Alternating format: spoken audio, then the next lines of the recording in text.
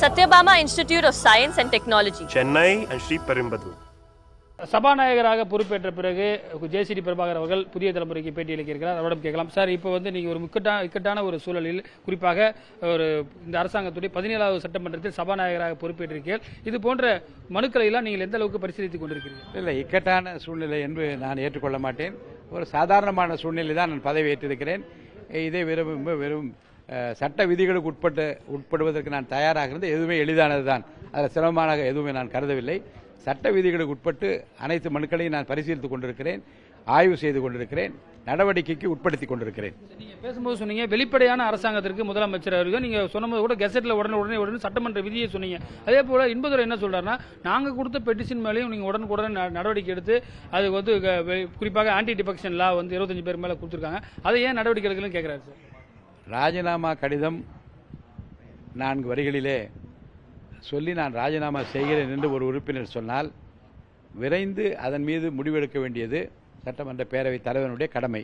அதுதான் விதி சொல்கிறது. அந்த விதிகளின்படி நான் விரைந்து செயல்பட்டிருக்கிறேன். அவர்கள் கொடுத்திருக்கிற மனு, இருதரப்பு மனு கொடுத்திருக்கிறார்கள். ஒரு தரப்பு மனு கொடுத்து ஆய்வில் உள்ளது, அடுத்த தரப்பு மனு கொடுத்திருக்கிறார்கள், கவுண்டர் பெட்டிஷன்ஸ். அவர்களும் காரணங்களை சொல்லி இவர்களும் காரணங்களை சொல்லியிருக்கிறார்கள். முறையான ஆய்வு செய்து உரிய நடவடிக்கை எடுக்கப்பட்டு வருகிறது. நிச்சயமாக உரிய நடவடிக்கை எடுக்கப்படும்.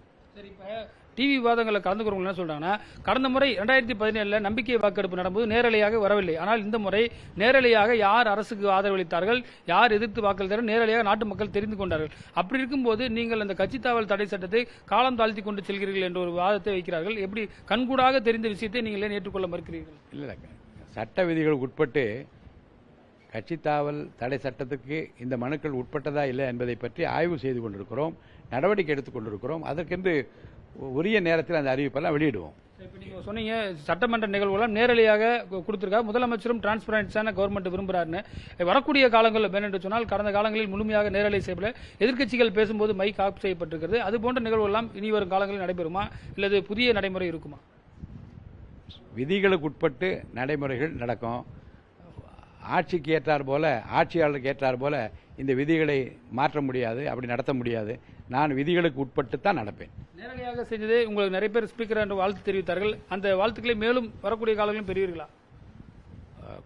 இந்த நேரலை ஒளிபரப்பட்ட பிறகு தமிழ்நாடு முழுவதும் மிகப்பெரிய வரவேற்பை மக்களிடம் பெற்றிருக்கிறது. எந்த உறுப்பினர் என்ன பேசுகிறார், அவர் எப்படி நடந்து கொள்கிறார், அநாகரிகமாக நடந்து கொள்கிறாரா, அநாகரிகமாக பேசுகிறாரா, நியாயமாக பேசுகிறாரா என்றெல்லாம் மக்கள் தெரிந்து கொள்கிற வாய்ப்பை இந்த ஒரு ஒளிபரப்பின் மூலமாக பெற்றிருக்கிறார்கள். அது தொடர வேண்டும் என்று பல கருத்துக்கள் பகிரப்பட்டு வருகிறது. தமிழ்நாடு முழுவதும் மிகப்பெரிய எதிர்பார்ப்பு இந்த நேரலைக்கு இருப்பதை என்னாலே உணர முடிகிறது. சட்டப்பேரவையுடைய பலம் 5 எண்ணிக்கை குறைஞ்சு 229 ஆகிறது. குறைஞ்ச காலத்திலே இது மாதிரி ஒரு நம்பர்ஸ் குறைஞ்சதை ஒரு ஸ்பீக்கராக எதுவும் ஃபீல் பண்ணுறீங்களா? எண்ணிக்கை கூடுகிறதா குறைகிறதா என்பதை பற்றி நான் பதில் சொல்ல முடியாது. எண்ணிக்கை சரியாக இருக்கிறதா என்று எண்ணி பார்ப்பது தான் என்னுடைய வேலை. எண்ணிக்கை சரியாக இருக்கிறது. பல்வேறு விஷயங்கள் குறித்து விரிவாக நம்மிடம் பகிர்ந்திருக்கார் புதிய தலைமுறைக்காக ஒளிப்பதிவாளர் தினேஷுடன் Ramesh. Satyabama Institute of Science and Technology, Chennai and Sri Perumbadur.